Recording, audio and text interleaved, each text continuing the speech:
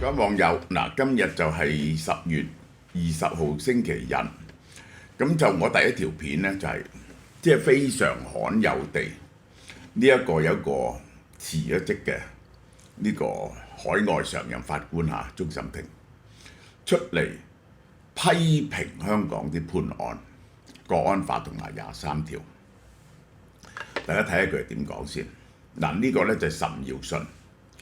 佢喺邊度講呢？因為啲法官呢，好少講嘢嘅，呢個係喺呢個法律 podcast Law and Disorder 首次講佢點解要辭職，同埋香港而家嘅環境係點嘅案件係點嚇。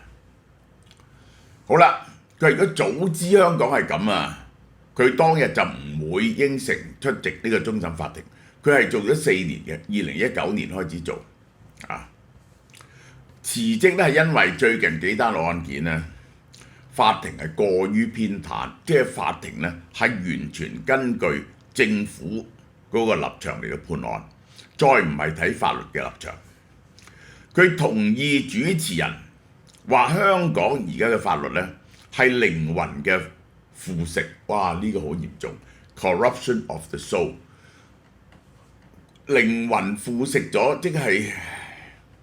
嗰個最重要嗰點精神已經唔存在啦已經唔存在。嗰個法律公義已經係唔存在。呢個係一個非常非常嚴重嘅指控，非常非常嚴重嘅指控。佢引述有呢個上述法庭嘅法官，佢冇講係邊個。香港嘅氛圍係影響咗法官嘅判決嘅。嗱，即使冇人直接去同啲法官講你要咁判咁判，唔係嘅，成個社會嘅氛圍，包括呢個港澳辦嘅講嘢啦，呢一個中聯辦嘅講嘢啦，香港啲高官所講嘅嘢啦，輿論啦、報紙啦，呢啲冚唪唥操控下邊佢係造成一個對啲法官造成咗一個好大嘅壓力。司法機構呢，係唔可以獨自同中國政府打游擊戰，即係咧，如果整個中國政府運用佢所有嘅權力，各級嘅政府權力同埋呢一個輿論都係咁嘅時候咧，你去抵抗咧係非常之困難。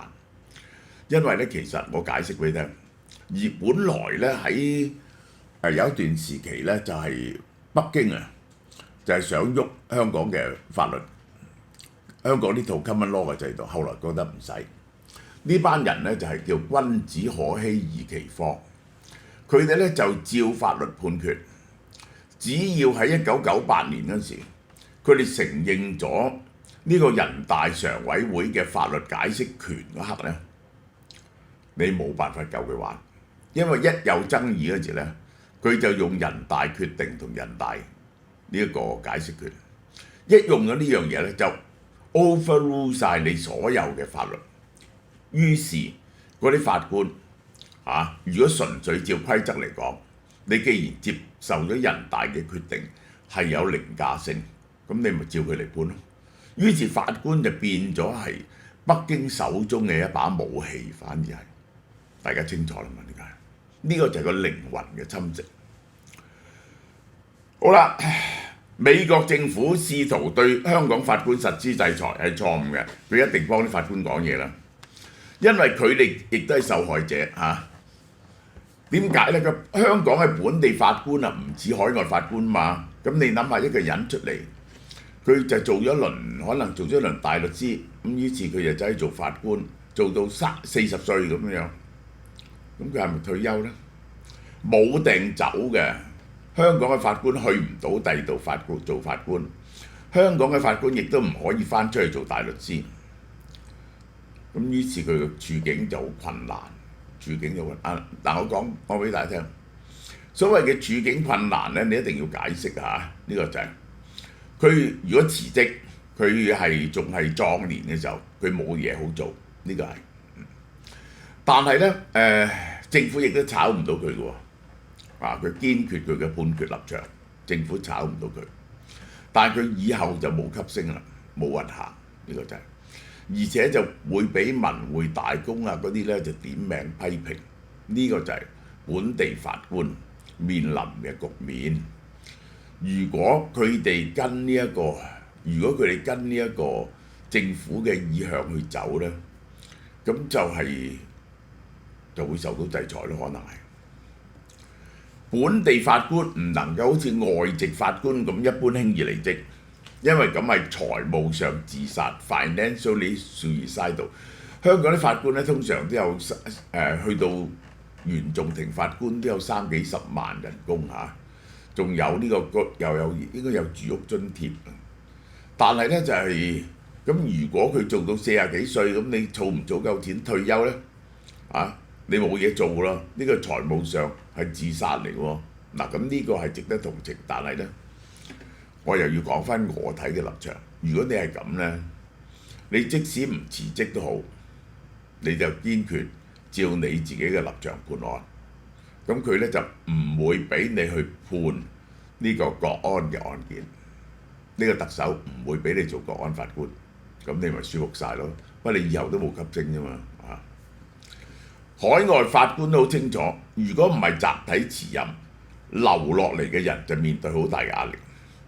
佢哋一係咧就全部一齊，咁呢個就係一個抗議行動。如果唔係咧，一部分辭職，一部分唔辭職，咁留低嘅人梗係俾人鬧啦。呢個係受到好大嘅壓力啦。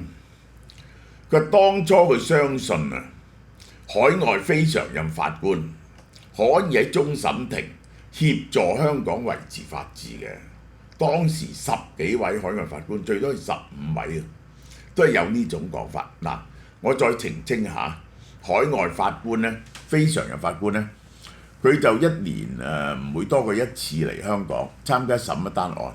審一單案呢就會1個月到，呢班人呢多數就退咗休嘅。咁呢就係40萬到，大約40萬到。咁就有酒店住，就係有機票嘅，出埋頭等機票嘅嚇。咁就大約係咁。佢認為對於繼續留任嘅作用有幾大，同埋喺外界睇佢哋係點。呢班人你都要珍惜羽毛做咗一世呢個法官，呢啲人都冇錯嘅。你會唔會破壞晒你嘅清譽呢？還是留喺度繼續同嗰啲真係如果要審案嗰時，同香港嗰啲法官拗呢？呢個係個人嘅判斷。好啦，嗱，即係咧呢一個，如果係 common law 嘅法官，最討厭嘅係乜嘢呢？拒絕保釋係唔能夠接受嘅，因為呢 common law 永遠都係呢。一個人未判有罪之前呢，只能夠當佢係冇罪。冇罪你點可以扣留佢呢？你扣留佢即係得幾個理由嘅啫，就係佢會逃走，佢會騷擾證人，佢會破壞證供，佢會呢一個繼續犯法。除咗呢4條之外呢，佢會走出去仲會犯法，係冇長期扣留人嘅理由㗎。因為咁樣即係等於嗰條友已經坐咗監㗎，呢個就係拒絕保釋，完全冇得保釋，即係等於47人案你坐4年已經，黎智英坐4年，同埋最低刑期令人厭惡。common law 好少有最低刑期，呢啲最低刑期即係其實最出名嘅就係死刑即係或者終身監禁、殺人、謀殺。如果你謀殺罪名成立咧，就有個叫 mandatory sentence 係必定要判嘅。以前就死刑，而家就係終身監禁，不得保釋呢個就。但係一般情況咧，你無論幾嚴重嘅罪行都好咧，係唔會設最低限刑期嘅，因為咧嗰個人可能係情有可原噶嘛。呢個 up to 個法官去判斷嘅。但係咧呢個係 common law 成日有。冇最低限刑期，只有最高刑期。就係呢個成文法咧，就經常都有呢個就係。佢一度相信呢一個過咗國安法，點解佢唔辭職咧？佢解釋，當局咧會好溫和地釋法，而海外法官咧就加以協助點不知呢個係錯嘅。最終港區國安法係被用得非常之嚴厲，呢個就係好啦。佢指出港區國安法好多嘢呢係含混嘅、籠統嘅，即係呢，其實點解呢？北京故意寫到啲法例都係咁嘅，因為佢呢就需要任佢解釋啊嘛，佢唔會寫到好準確嘅。其中英文嘅一個好處係比其他任何言語都好嘅，係英文要嚟寫兩樣嘢咧係最好嘅，一個就寫法律，一個就寫科學。因為咧佢哋發展咗幾百年啊，解釋法律跟住咧，咦呢個字含糊喎，咁於是佢又加啲解釋落嚟，一路咧就越解釋越準確。所以英語愛嚟寫科學論文嘅寫咗幾百年，愛嚟寫科學論文同埋寫法律咧係最準確嘅。中文係非常含混嘅，中文係非常含混嘅。就算係台灣啲法律咧，你睇見啲條文咧都含混，因為咧你要過咗好多年，然後咧嗰啲用字規定呢個喺呢種情況之下係點解嘅？呢個係啊。沈耀信認為港區國安法嘅問題唔係在條文，而係你執法嘅方法。即係呢個我唔同意嘅，個條文啊，港區國安法好多問題都係喺個條文嗰度，因為佢個條文啊係將太多嘅嘢括咗入去呢個國家安全、顛覆國家安全、國家安全呢啲問題上面變咗，然後寫得好含糊，所以佢可以無所不包。好啦，佢講翻其實呢度講到呢個黎智英同埋呢一個立場案啊，如果唔容許報章雜誌批評政府，社會嘅冇言論自由，社會冇言論自由，當然就冇民主啦。喺佢眼中，近期嘅裁決顯示司法機構準備向北京叩頭。哦，呢句講完啦，即係根本北京想你哋點判，你哋就點判。似乎有好多案件咧，根本提出嚟咧，就係對一啲對政府不友善嘅人嘅騷擾。舉個例，呢個係去到譬如查人哋啲家人啊，呢啲咁樣嘅嘢啊，係唔係都起訴啊？佢唔使告入嘅，但係已經令到咧對你嘅生活造成極大嘅干擾。透過監管嘅權力同檢控，司法部門係變咗咧，就令到啲人嘅生活咧非常困難，甚至國安咧仲去揾人哋嘅僱主啊，呢啲咁樣嘅嘢，業主啊叫佢哋唔租樓俾佢。好啦，沈耀信維護佢嘅同鄉廖柏嘉喺818流水式集會案嘅裁決係正確嘅。嗱，好啦，我解釋俾大家聽。當日佢哋去818，呢個係冇批准佢哋集會，佢哋冇批准佢哋遊行，但係黎智英地就帶頭行出維園，其他人咧就跟佢。咁咧就係話佢非法集會啦，話佢非法集會咧，結果呢個黎智英地嗰個大狀就話喂，你當日唔俾佢哋集會，話驚有暴動，結果咧嗰個遊行咧係非常安全而有守秩序嘅，所以你嘅 concern 係冇必要嘅，因為你擔心嘅嘢冇發生到，佢就有第二把尺嚟到度。雖然佢哋係犯咗法，但係咧因為你要對人權嘅考慮咧，你唔應該告佢哋嘅。嗱，呢個英國嘅一個案例其實咁，但係咧當日廖柏嘉咧係點講咧？廖柏嘉我仲記得廖柏嘉嘅判案咧就係香港同英國呢條案例，英國呢條案例唔能夠應用喺香港，因為咧香港如果英國咧唔俾你遊行咧，你係冇得上訴嘅。所以只要冇破壞到公共秩序，冇造成騷亂，你去遊行，政府可以唔起訴你。但香港咧係有，你可以根據呢個基本法同埋人權法案打官司，咁你就應該打官司，唔應該自己去遊行。其實就係咁嘅。呢個廖柏嘉嘅裁決同英國判例係一致嘅，因為佢覺得英國同香港唔同。好啦。佢講到2019年香港嘅示威同暴動，佢話確實係發生咗暴動。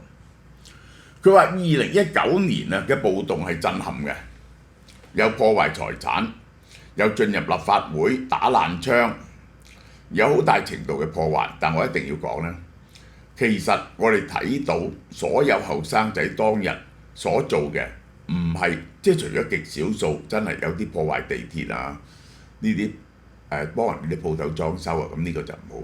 一般嚟講，佢哋真係盡量避免傷人嘅，而且冇打劫嘅。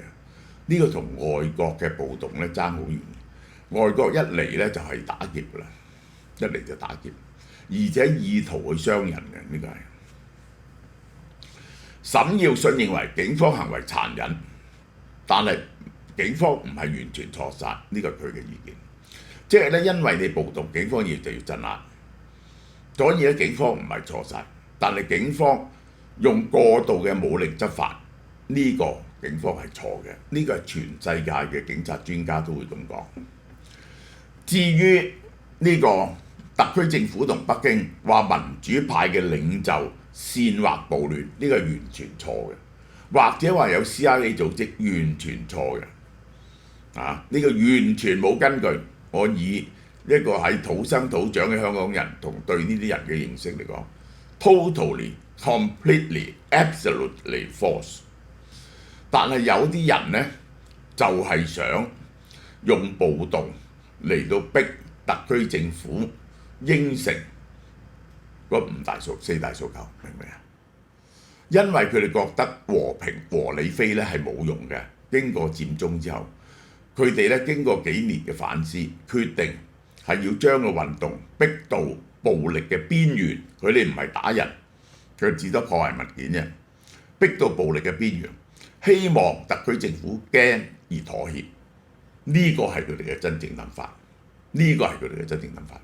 其實我係唔同意嘅，但係所以2019嗰時咧，我冇出聲叫人去參加呢啲運動嘅嚇。但係因為大家嘅團結咧，我係冇出嚟反對嘅，我嘅立場係咁嘅。如果話暴動冇發生係荒謬嘅，對於47人案岑耀信認為高等法院原訟庭認為嗰啲唔認罪嘅人係串謀顛覆國家，係荒謬嘅 absurd。呢個就即係你話佢顛覆國家政權，就係問你係咪用一個合法嘅手段、合法嘅程序去造成呢個政府嘅改變？只要呢一串嘢係合法嘅，而唔係用暴力嘅手段或者用非法嘅手段，咁呢個冇可能係呢一個罪行嚟嘅。即係話，如果工黨揾好多人去選，想選贏，然後逼保守黨嘅首相辭職，就係顛覆國家政權，明唔明啊？即係咧，佢哋揾好多人去選，就希望咧就係唔通過個預算案，咁於是咧就係特區政府就要低頭如果唔係咧，特區政府就要解散立法會重選如果解散立法會重選又選唔到咧，咁咧特首就要辭職。其實係想逼特首去 compromise 呢個北京係一個 compromise 喺香港嘅四大訴求。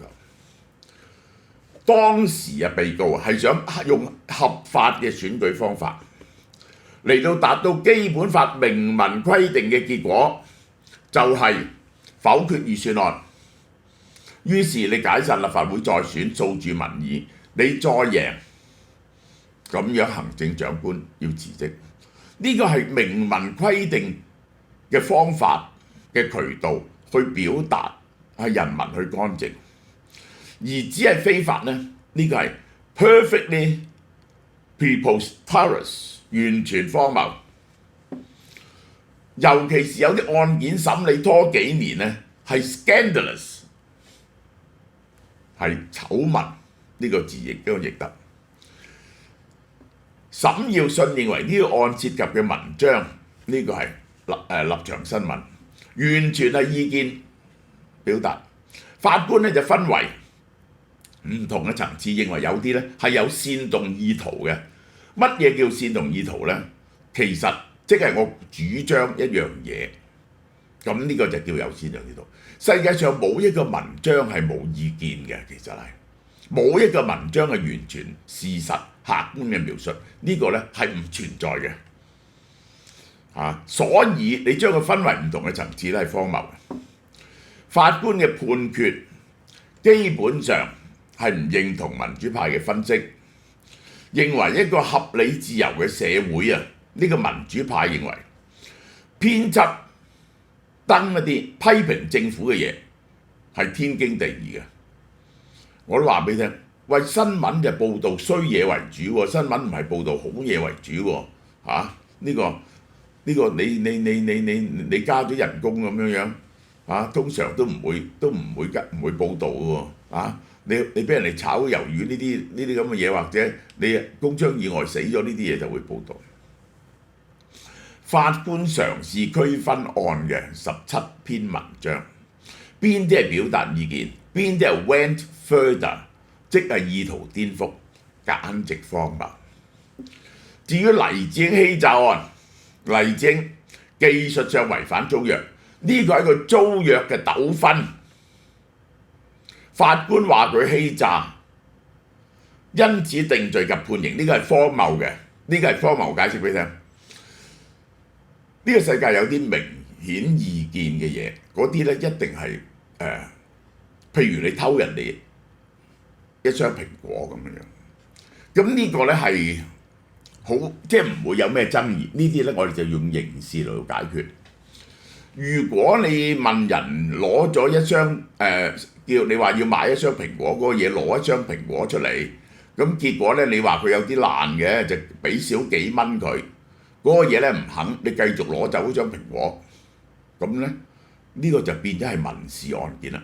因為一牽涉到好多權利條件嘅交織，就唔係用刑事嘅方法，係用民事嘅方法嚟到解決，明唔明啊？同樣你嘅權利被奪取咧，係有呢兩種唔同嘅處理方法，而係喺呢一個科學園入邊、工業園區嗰度，擺咗第二間公司落去咁呢個無疑呢個係一個係租約嘅衝突，即係咧我租咗你間屋，我話我同你講，即係我家人住，有一日我個親戚嚟住，咁呢個咧你可以話我違反租約，但你就唔可以話我欺詐喎。本來你呢個唔準養狗嘅，我偷養一隻狗仔喺屋企，咁呢個並不構成呢個欺詐。而呢啲咁嘅案件咧，根本成個科學園、工業園區都係啊。而你選擇性執法告黎智英，而覺得佢係欺詐，仲要判佢坐監，呢個係非常之荒謬嘅。呢啲咁嘅案件咧，就係從來古往今來咧，都係和解，至多就賠少少錢，要嗰間公司離開嘅。連收回再嚴重嘅收翻嗰笪地咧，都未發生過，因為擺到間公司落去。呢個因此要坐監係更加荒謬，無疑係極端嘅，係用法律嚟到打擊反對派，因為佢反對派，所以用法律嚟到打擊佢。如果黎智英唔係反對者，佢根本唔會被檢控，更加唔使話定罪。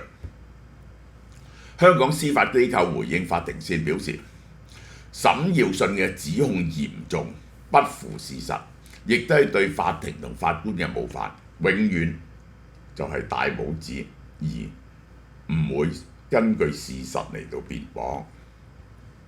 司法機構尊重他人唔同意見或者批評法庭裁決，但唔同意法官以政治或者其他無關嘅考慮處理案件，或法治已被削弱嘅講法，呢個就係唔準講法治係被削弱，咁法治係被削弱。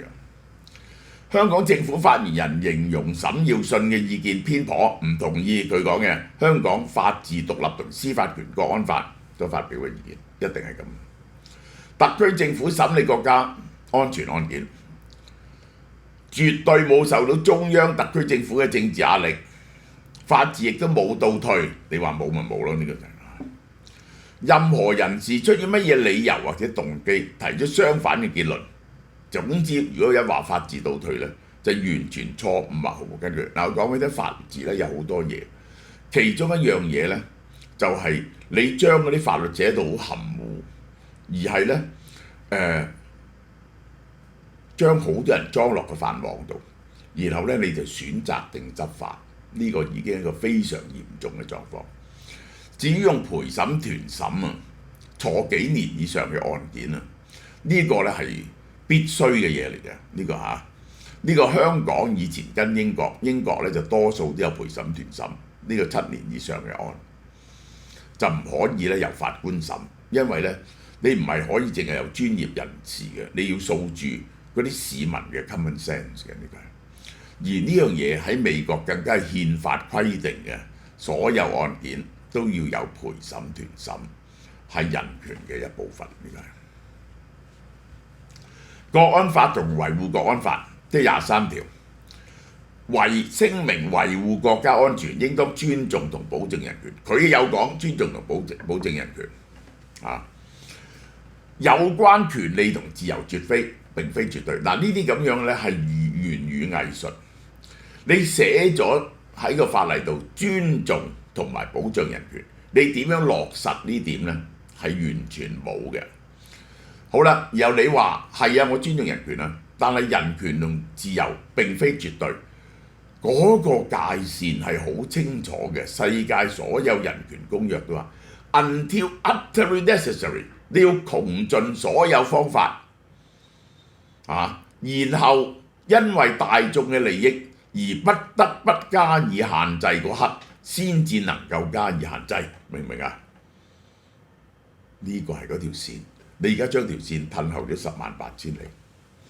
新聞從業員同其他人一樣要遵守法例，唔遵守法，只要唔違法嘅就可以批評政府。只要政府俾你批評，你就批評。只要政府中意啲嘢啊，幫手拗下痕，你就幫手拗下痕。呢個就係所謂嘅建設性嘅評論，呢個就係其實政府就完全唔能夠聽一啲嚴厲嘅批評，好嘛？呢一節，我覺得希望大家可以吸收到我講法律嘅嘢，呢個就知香港嘅 situation。嗱，呢個 Q10啊好犀利㗎，我哋斷一輪，而家又翻嚟，呢個令你充滿活力㗎嚇。我屋企個個都食喎。我又運嚟台灣食喎，加埋韓國 From Bio 嘅護肝素，嗱呢個120粒嚇，呢度有 Q10，呢就係神藥嚟嘅，令你充滿活力、長生不老嘅。呢個咧就係因為120粒咧，一日食一粒藥，食4個月嘅喎，食完之後咧，即係嗰啲70-80歲嗰啲人咧，就可以運動多幾個鐘頭喎，咁勁喎，因為佢行嗰個粒線體。870蚊，我而家特價598蚊，不過呢手貨好快賣晒，10日內賣晒，遲啲訂咧就冇啦。呢個就係呢個韓國哈廉炸雞已經咧，我哋帶咗嚟一輪，而家我哋決定，即係我哋其實每個月都有大型推廣。10月16號到31號賣咩價錢呢？定係門市嚇？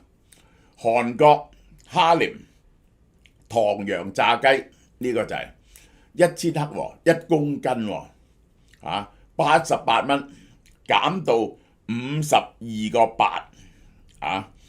未試過嘅6折，你同街嗰度你比較下呢個係。